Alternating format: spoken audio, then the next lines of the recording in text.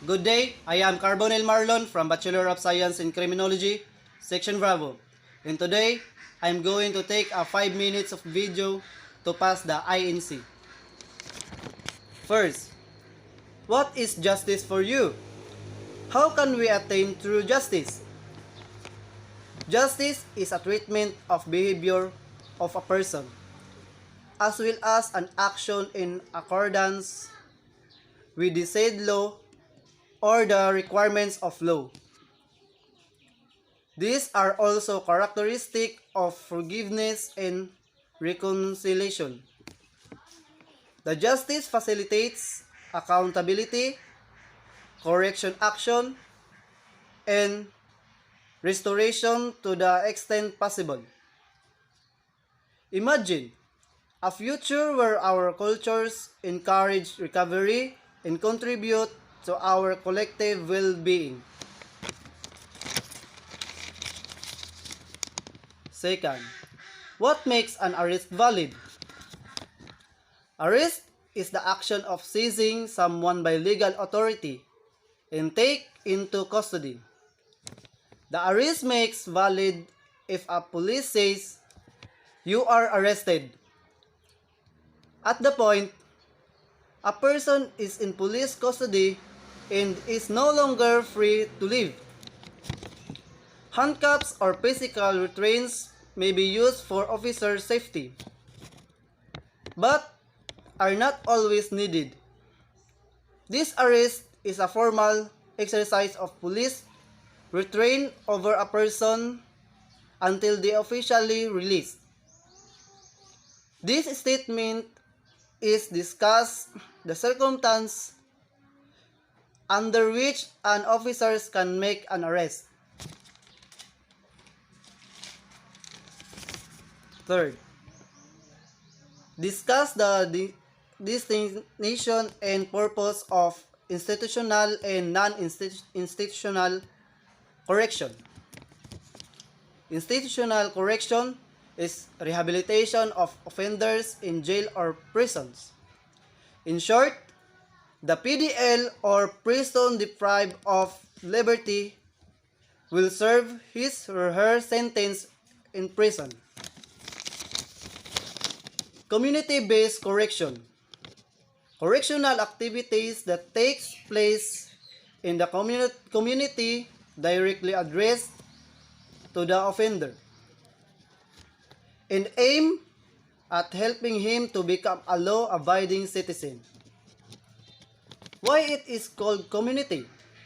It is called community based it because the community have a great role to help the PDL to choose or to mold him to a better person. For example, if the provision that gives the condition is the trial court, and the absolute pardon, there is no condition because his or her crime committed is totally extinguished.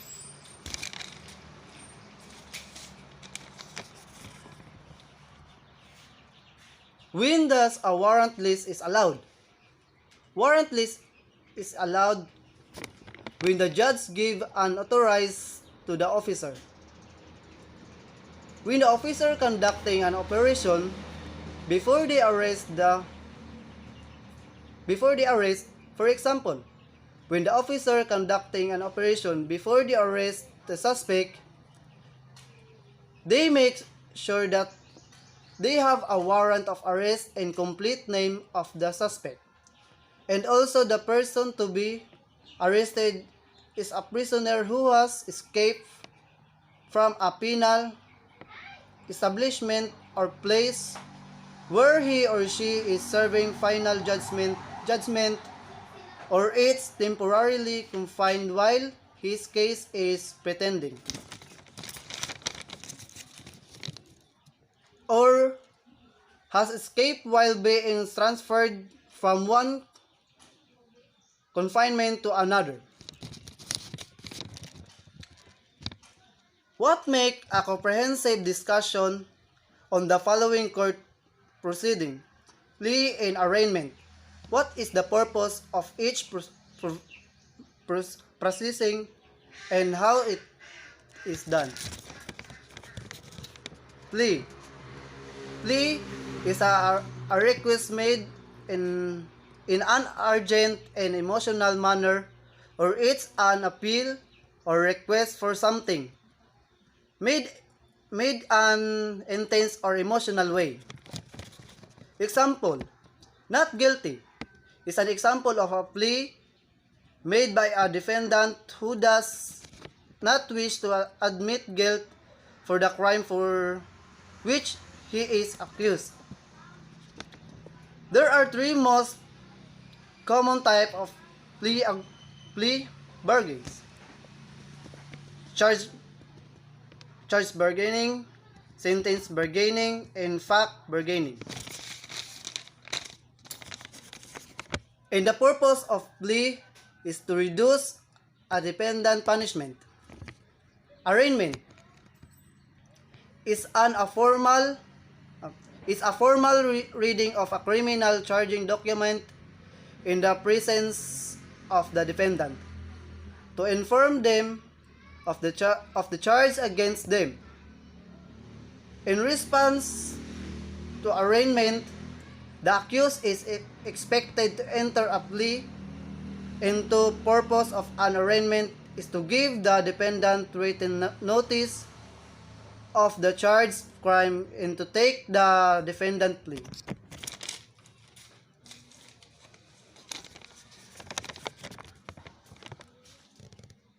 Discuss the rationale behind the inclusion of community as well as component of Philippine criminal justice system.